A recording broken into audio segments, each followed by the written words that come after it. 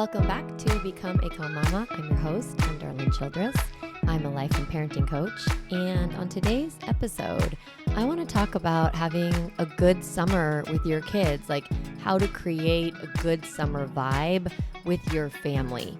And I've noticed that with parents, particularly moms, we kind of spend a lot of time thinking about like our plan, our schedules, coordinating all those different details because there's so many camps and the kids and they've got to go here and go there and your vacation and all of those details, which are really, really important for planning a family summer.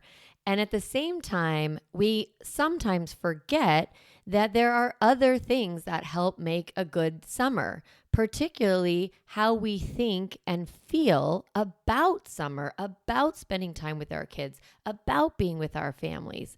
Those are also like that mindset piece. That's also really important. So I wanted to spend time talking about both the mindset piece of having a great summer, as well as the planning piece and how to create a structure or a routine in the summer that really lends itself to having a good balance of fun and flexibility and all of those things that we like in the summer. It's nice to not have to always be at school on time and always be running around different activities and sports and things. It's nice to have a flow in the summer, but at the same time, it can be really overwhelming when we get too far away from that structure. So this episode goes way beyond planning a good calendar. This is a lot more about the mindset that you want to enter into the summer with, and then some general ideas about how you want to structure the routines and your days with your kids. And then at the end, I'm going to talk about the obstacles that will come up so that you feel more confident in having a good leadership, like a good energy around when things go south or go sour with your family in the summer, which they will happen. I want you to feel really comfortable and confident.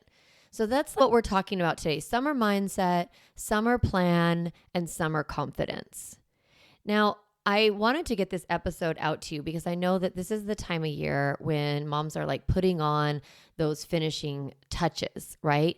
And some moms have got it all figured out. Every day of the summer is planned. They've like structured it. They got onto the camp signups in February and they're like on it, right? And then some of us are like winging it. We're not on it. We're winging on it and hoping that, things work out. What I know is that things always work out and that things are going to be okay. You're going to have a great summer no matter where you are in the process. If you're a super hyper planner and you've got all the details, that's great. We're going to talk about mindset.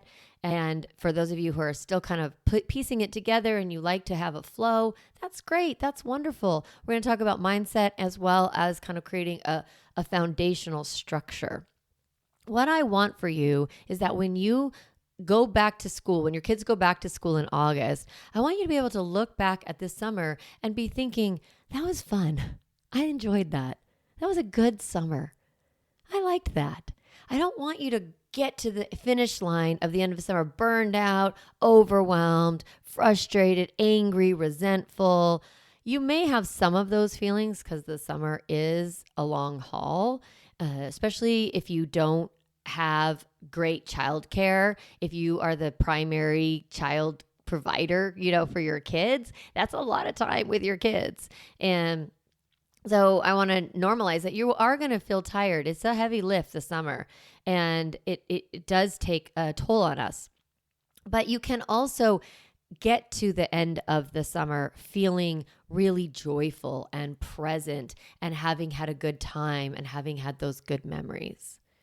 So let's talk a little bit about what it takes to create that vibe at the end of the summer. As a life coach, I like to help you work with your mindset, work with your ability to manage your thoughts and feelings and the way that you move through the world. It's a lot about mindset, and that's what life coaches are really good at doing. Now, I'm a life and parenting coach. So in this episode, I'm really doing the life coaching part, which is mindset and intentionality, and then the parenting piece about creating limits and boundaries, right? So what I want you to do right now is a little bit of mindset work, and I want you to start to think about how you want to remember this summer by.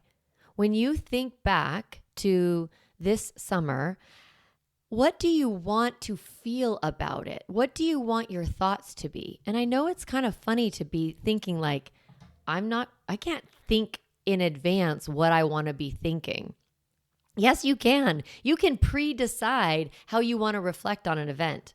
You can think in the future, how do I want my summer to go? How do I want to remember it? And you get to create an intention. So I want you to think about how, at the end of the summer, how do you want to remember feeling about yourself and your kids? Do you want to be feeling that it was fun, that you had a lot of joy, that you created a lot of good memories, a lot of positivity, that you had a lot of connection time, that there was a lot of ease and peace? If those are the feelings that you want to chase, we have to create an intention that this summer you are all about chasing fun. This summer, you're all about chasing joy. This summer, you're all about chasing delight.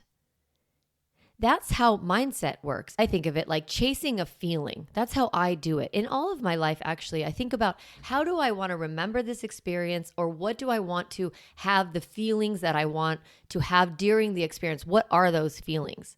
If I want to have connection, if I want to have gratitude, if I want to feel joyful, if I want to feel delight, if I want to feel peace, if I want to feel ease, if I want to feel challenged. Sometimes I want to feel challenged. Not this summer though, right? So thinking about what feeling are you chasing?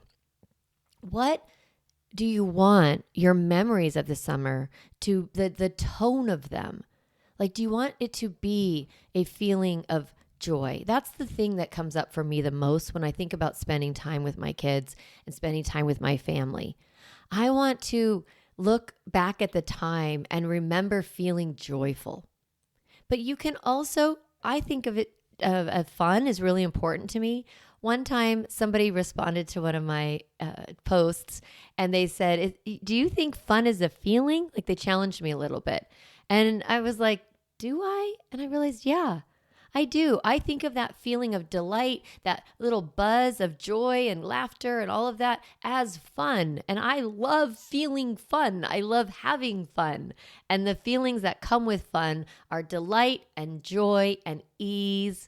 And so if you want to feel like your summer was fun and you want to have that fun feeling, some of those feelings that you're chasing are delight and joy and peace and ease. I think that's what makes up something that's fun. So you get to think about what you want to be chasing.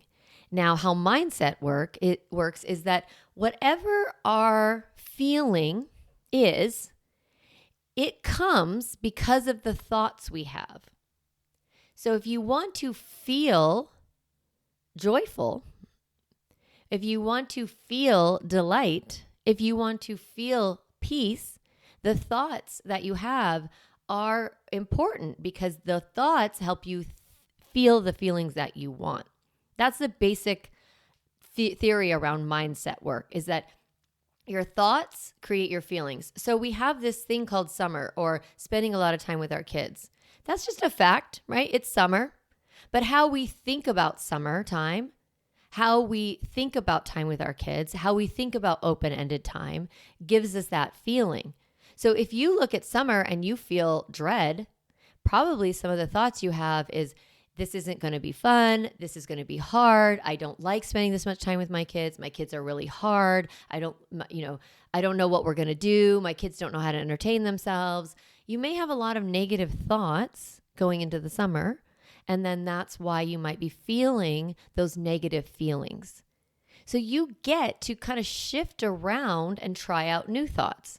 Now, if you have hard kids, like I had hard kids, then that might be true, right? Like my circumstance or my fact was ADHD boy in the summer. Okay. So that means that there's going to be a lot of dysregulation and impulse control and all these realities. So I decided to look at my son and think positive thoughts about him. His energy makes the summer fun. His joy when he's engaged in something makes me feel joyful. And also thoughts about myself. It's possible for me to be calm even if my child is dysregulated. It's possible for me to have a great day even if there are meltdowns. I am chasing for myself a feeling of peace and joy and ease. So I have to have thoughts that help me feel peace and joy and ease. So I want you to think about the feeling you want to chase, and I want you to think about some thoughts that you want to have. I'm going to give you a few thoughts just to help you with the mindset work. You don't have to use mine. I love if you can come up with your own, because the more genuine those thoughts are, the more real they feel to you, the easier it will be for you to identify with those thoughts, to believe them as true, and to get the actual feeling. Well, one thing I want to say about thought work is that sometimes we have to fake it till we make it a little bit. So the thoughts need to be believable, not so far-fetched that they aren't believable, but sometimes they need to push our belief. So thinking about my son's ADHD energy makes things fun, right? Or it makes it interesting, okay? That feels a little more true. So thinking about that, I need to think, sometimes I have to add a thought, sometimes my son's energy makes things fun. Sometimes I like playing with my kids. Sometimes I like being in the water with them when they're jumping in and learning to swim. But a thought that I do actually genuinely have is I love watching my kids learn new things. Or I love watching my kids smile. I love listening to my children laugh. It's still one of my favorite things to hear in the world is their laughter. So I'm chasing that. I'm thinking, I love when I hear my kids laugh. That makes me feel joyful. My kids laugh a lot in the summer, and that makes me happy. So thinking about these thoughts. So I'm going to give you a couple. One thought that I think is really helpful is the thought, I want to remember this summer with blank feeling. So I want to remember this summer with joy. I want to remember this summer as being peaceful. I want to remember this summer as being delightful. I want to remember this summer with as being fun. So you are thinking thoughts that help you feel the feelings that you want. So I want to remember this summer with blank, or I want to remember this summer as. You get to fill in the blank. I love this generic thought. The more joy in my thoughts, the more joy in my action. So if I have thoughts that make me feel joyful, I have feelings of joy, and then I act joyfully. Even if my children are having a hard time, I want to bring energy that's positive and joyful and connected with them. I want to bring energy that gives them that feeling of peace. But I have to bring it within myself. I can't wait for my kid's circumstance, my kid's behavior to make me feel the feeling I want. That's a mistake a lot of parents make, is they're like, if they would just behave, then I could be happy. It's not actually that way. I am happy even when they are misbehaving. And the happier which is so crazy, but you get to hold whatever feeling you want inside of you. So if I'm feeling happy, my kids behave better. That's actually true. So thinking about that, another thought, generic thought, I get to choose how I think and feel. I get to choose how to think and feel in all my life, like in the summer. In this summer, I get to choose how I feel. And I want to feel calm. This podcast is called Become a Calm Mama. It's all about finding that emotional regulation within us that has to do with our own feelings of regulation, nervous system, calmness, being calm within our nervous system. So you're learning how to do that in real time every day with your kids. No matter how they're acting, you feel the calm, that deep equanimity, the deep feeling of peace inside of you. You get to have that. It's already in there. It's our thoughts that make us feel overwhelmed. Another thought I like to hold, and this is about time, is that summer goes by quickly. I want to remember this summer. I want to be more present. I want to laugh more. I want to enjoy my time as a mom. So if you want to enjoy your time as a mom, Tell yourself, I am enjoying my time as a mom. I am present. I can laugh at these kids' shenanigans. So being able to think, summer goes by quickly and I want to enjoy it. I will enjoy it. I will be present. Those are some thoughts that you can have. One of my favorite thoughts that I use all the time is that peace is better than perfection. I've often said that peace is better than perfection. I love that because it really helps me lower my standards just enough to feel a little bit of ease. Of course, your kids are going to misbehave. Of course, they're going to have big feeling cycles. Of course, they're going to complain or be overwhelmed and have bug bites and be too hot and be overtired. There's going to be hard days when you are parenting kids, but you get to say that the peace that you were craving is more important. It's better than trying to be perfect, than trying to have perfect children. Another thing I love is just to think about some days are hard and that's okay. Some moments are tricky and that's okay. Or sometimes the summer gets long, but I also know it's going to go by quick and that's okay. Just giving ourselves that permission to feel the feelings, to be honest with ourselves. This is a hard moment, but it's temporary. This is a challenging day, but I get to reset tomorrow. So giving yourself that coaching advice, that warm hug, you get to be that for yourself. You get to be the person who tells yourself, it's going to be all right, girl. You can handle this. It's just a short blip. It's temporary. You can manage this day. So giving yourself permission. Some days are harder than others, and that's okay. I can handle it. Now, a couple other thoughts. Like I said, like summer goes by quickly. Just keep reminding yourself, summer goes by quickly and I want to be present.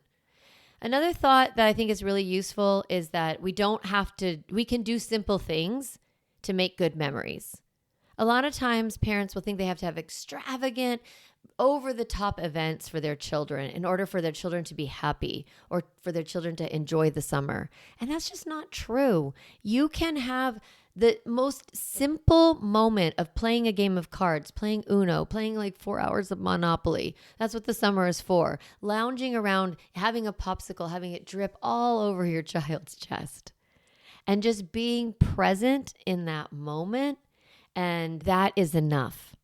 Being present with your kids and allowing for the joy to come through. It's not in the great big Disney World trips. It's these small moments within the Disney World trip that you feel the feeling that you want as a family.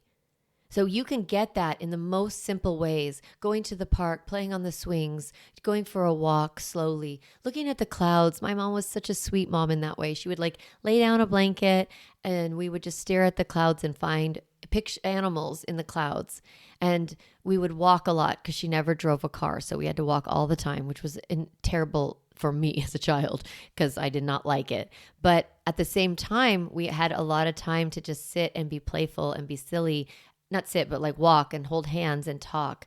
And that feeling of presence is what your children are chasing. They want you. They don't care about all the fancy stuff. The more fancy stuff you do, the more dissatisfied in some ways that they are because they're thinking, oh, this will give me the feeling. You've modeled that. You're like, oh, this is going to be so fun. And then at the same time, it's not that fun. Or it's fun-ish, but it doesn't create the memory because the memories are all created in the feelings that you have while you're doing the thing. So remembering that being simple, having simple things to do really is what kids like. They want to be with you. They want to play with you. They want you to look at them in the eye. They want you to be at their pace. And if you can bring that in the summer, that will be really, really helpful. So sometimes simple is best. Simple makes things easier for you. When you don't have to do something really special to make great memories. Being present is more important than presence, right? Being present is more important than big events. That's what your children want. They want you to be with them. You may feel burned out over the summer. You might have some bad days. Like I said, today is hard. That's okay. You can make it. When you start to feel burned out in the summer, which will happen, I want you to feel like you have permission to take care of yourself. And I'll talk about that in a little bit. So knowing that, you get permission to pause, you get permission to take a calm break, you get permission to take care of yourself, that you're going to need that over the summer. Okay, so let's talk a little bit about summer plan. I think this is something that happens to families a lot, is that they make the summer, too much free for all. I want you to have like a balanced structure within your day. I do think it's important for kids to have a little bit of break from, like the intensity of like tutoring and sports and gymnastics and going to dance and, going to different therapy appointments or whatever you have going on. That can be really stressful for a kid to have so much in their day. They already go to school. They have to get up. They have to get dressed. They go to school. Then they have after school activities, and then they have to get ready for bed. I want the summer to have more flow and more flexibility, because it's helpful for the nervous system to have those longer days and go more with the childlike, like their way their nervous system is built is slower. But at the same time, I kind of think of like limits and routines in the summer as being the metronome or the beat underneath your family. So at the top of at the top, you have all the energy and the fun and the woohoo, joy and yay and all of that. And then at the beat of the family is a little bit more of that rhythm, that routine, that, that drum that beats consistently. And so what are the areas where you want to be as consistent as possible is around screen time. So I want you to think now, how do you want screens to go this summer? Really make a plan, mamas, because if you've done the school year where they don't do screens on school days, which is great, and then you have 2 hours a day on the weekends or something like that. That's kind of the, best case scenario for a family. If you are in that space, you have to think right now, are you going to do 2 hours a day every day, like a weekend? Or are you going to stay to no screens during the day and only in the evenings?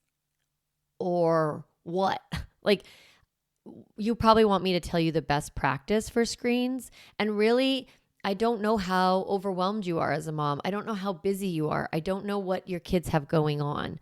I do think that having nothing in the morning before they get ready, have their creative outlet, get their bodies moving, that's really good. So I would stick to no screens or iPads or TV in the morning until maybe they get up and get dressed. Now, if you're home with them and you want to exercise and you want to do your routines that really help you, I would still suggest that they get up, they get dressed, they get their breakfast, they do their like kind of same vibe as school.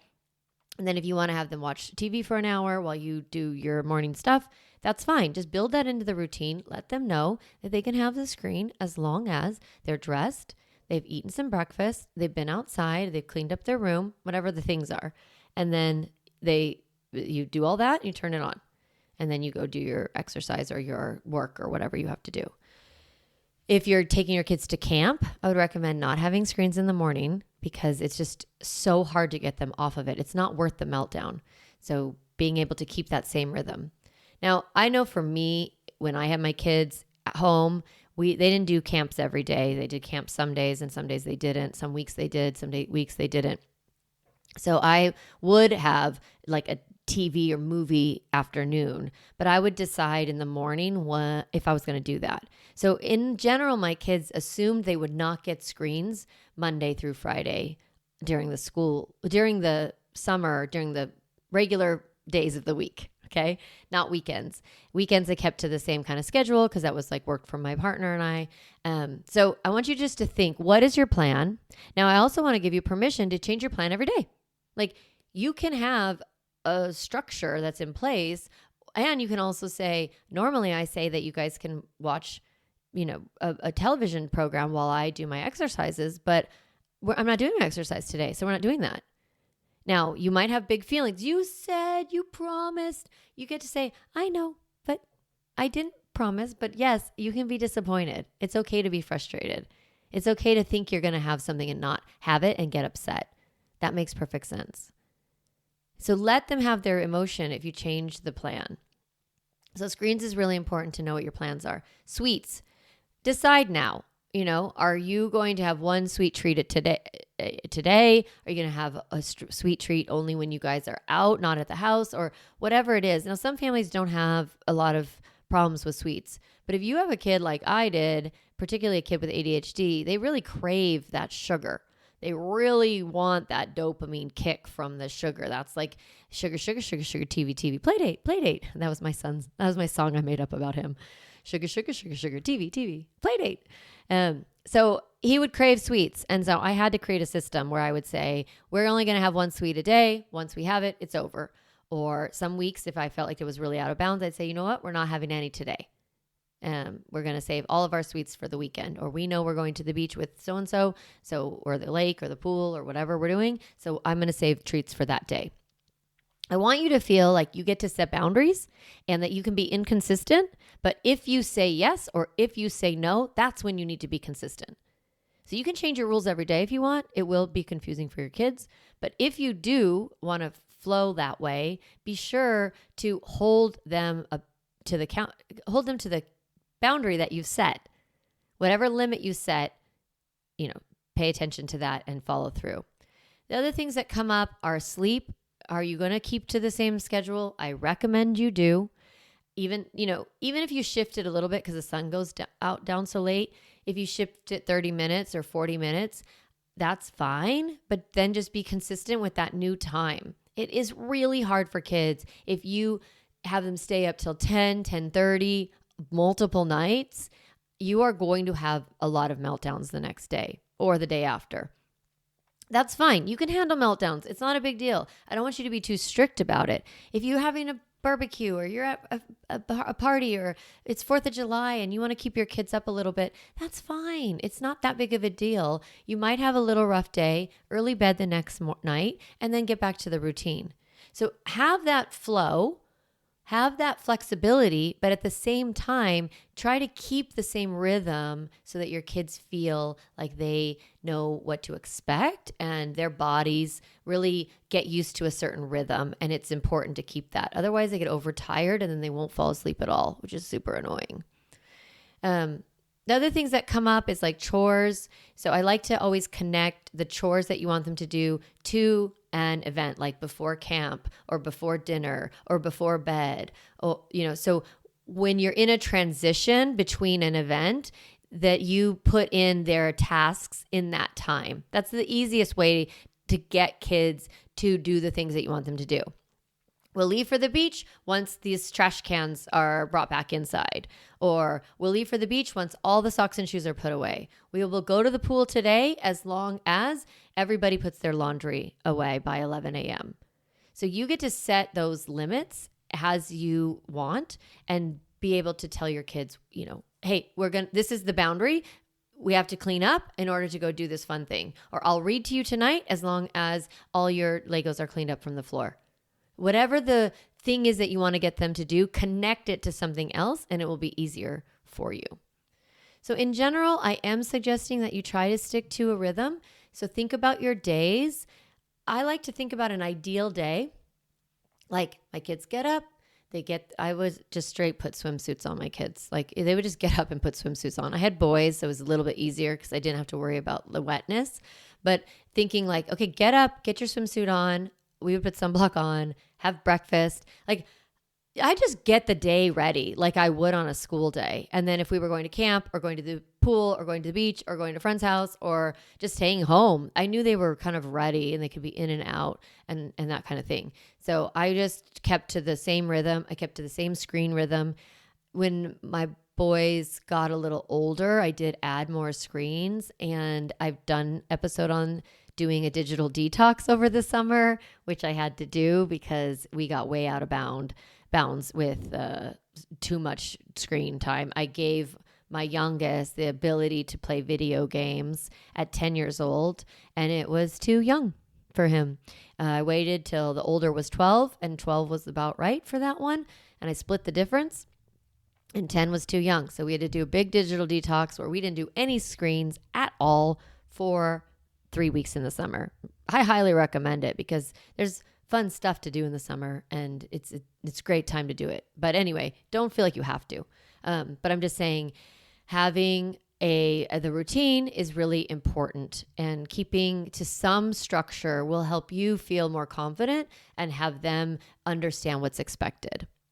Now let's talk about confidence for the last couple of minutes here. First off, I want to tell you a few things that are inevitable, that are going to happen in the summer, so that you don't think that you're the only one, that you are a bad parent, that something has gone wrong. First, if you have more than one child, they are going to fight. Sibling conflict in the summer is totally normal. Your children are not sociopaths. There's nothing wrong with them. It's just a lot of time together, a lot of discomfort, and they don't know what to do with all that dysregulation. They lose structure, they lose a little bit of socialization, and they end up taking all of those feelings out on their sibling. So just know sibling conflict is normal. Listen to a couple of episodes where I teach about siblings if you have that come up. Second thing, boredom. Boredom is good and it is inevitable. We actually want our kids to be bored. I have an episode that will link to this about summer boredom, how to handle it. But in general, I want you to avoid the common parenting pitfall of giving your kids a bunch of ideas right when they say they're bored. Don't do that, because they will reject all of your ideas.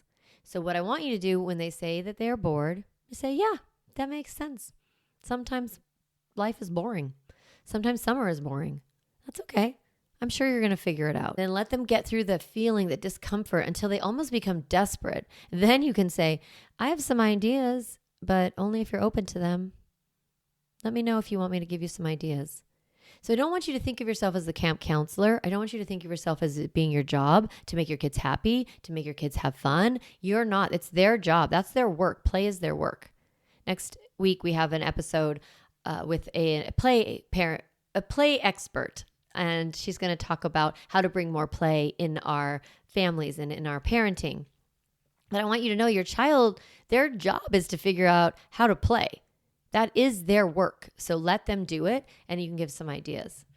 Two other things that are inevitable are burnout as a mom. It's just inevitable. It's a lot of time with your kids. It's a lot of this. There's heat, there's vacations, there's being on planes or car trips or camping. I mean, there's so much like heavy lifting from you. And I want you to know that burnout is sort of inevitable. And so you need to be proactive by moving your body every day, connecting with adults, doing something that delights you, allowing your thoughts and feelings, doing your intentional thinking, and sleeping and resting if you're tired.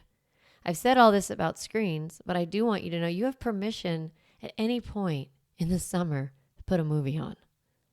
It's fine. Go sit down on the couch with them, have the movie on, cut up some fruit or whatever, or crackers and cheese or something, put it on the table, and just relax. I want you to feel like you have permission to take care of yourself. So sleeping or resting, doing your thought work, doing something that delights you, spending time with other adults, reaching out to family members or sisters or friends or whoever, moms, that you feel like can kind of listen to you vent a little bit. And then moving your body is really, really important.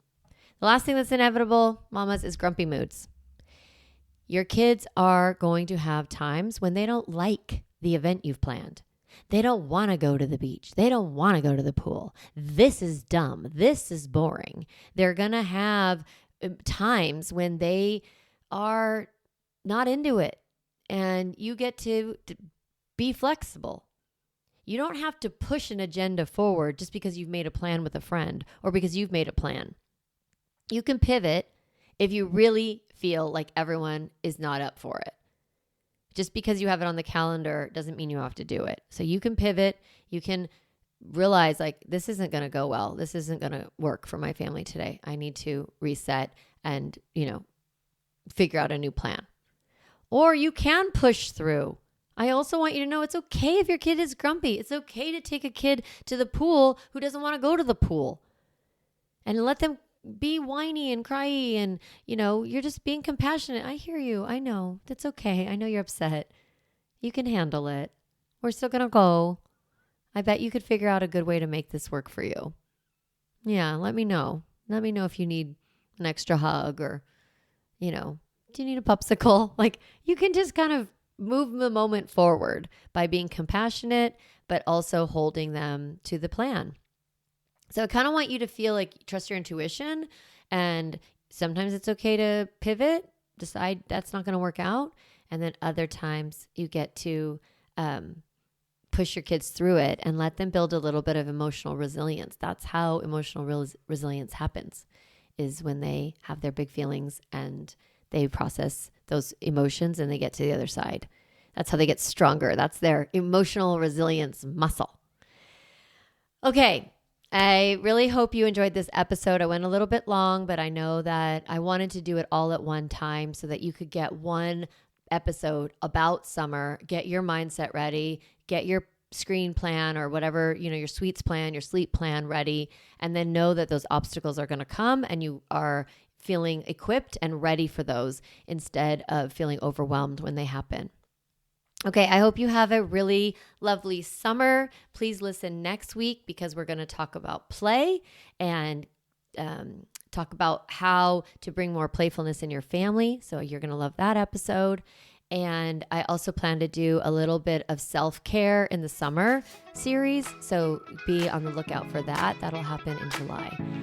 All right, mamas, I hope you have a great week and I will talk to you next time. Hey mama, if you enjoyed this podcast episode, I want to encourage you to do two things. The first is go to my website, calmmamacoaching.com, and get a copy of the Stop Yelling cheat sheet. You'll get a step-by-step breakdown of the most important tool I teach, which is the pause break.